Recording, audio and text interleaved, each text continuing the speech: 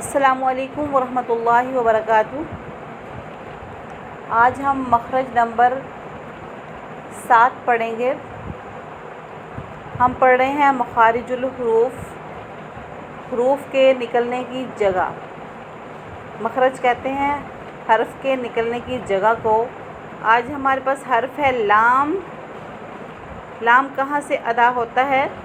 ثنایا، رباعی اور انیاب اور ضواحک کے دائیں یا بائیں جانب یا بیک وقت دونوں جانب کے مسوڑوں کے ساتھ طرف زبان کے ملنے سے یہ حروف ادا ہوتا ہے۔ اس کو آسان زبان میں سمجھ لیجئے۔ لام کہاں سے ادا ہوتا ہے؟ اوپر والے 2 دانت اور ان 2 دانتوں کے آس پاس کے 2 دانت اور ان کے آس پاس کے دانت اور ساتھ میں جو چھوٹی والی داڑھ ہوتی ہے، یہاں تک ہمارے زبان کا کنارہ آتا ہے۔ یعنی یہ جو میں نے دانت آپ کو گنوائے ہیں کہ اوپر والے 2 دانت، ان کے ساتھ والے پھر دانت اور پھر اس کے ساتھ والی، اس کو بھی ہم جو ہے کوچلی بھی کہتے ہیں کچھ لوگ، اور چھوٹی سی ایک ہماری داڑھ ہوتی ہے، سب سے پہلی داڑھوں سے چھوٹی داڑھیں ضواحک کہتے ہیں اس کو۔ تو دائیں جانب کے مسوڑوں کے ساتھ ہماری زبان کا کنارہ لگے یا بائیں جانب کی طرف کو، یا پورے یعنی کہ بیک وقت زبان جو ہے ان سب کے ساتھ لگے، سب کے ساتھ ٹچ کرے، تو پھر لام ادا ہوتا ہے۔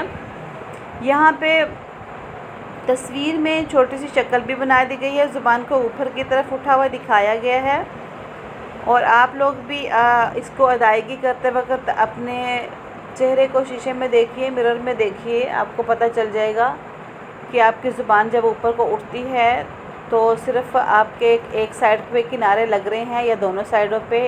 ایک سائڈ پہ اگر آپ کے زبان کے جو اطراف ہے، طرف زبان ہے جو آپ کے، اگر مسوڑوں کے ان یعنی کہ یہ جو دانت میں نے بتائے ہیں، ان کے سائڈ والے مسوڑوں کے ساتھ ٹچ کرتا ہے یا دونوں طرف سے ٹچ کرتا ہے بیک وقت، تو اس سے یہ جو ہے حروف ادا ہوتے ہیں۔ جس طرح بھی آسان لگے دوبارہ سن لیں کہ لام کیسے ادا ہوتا ہے۔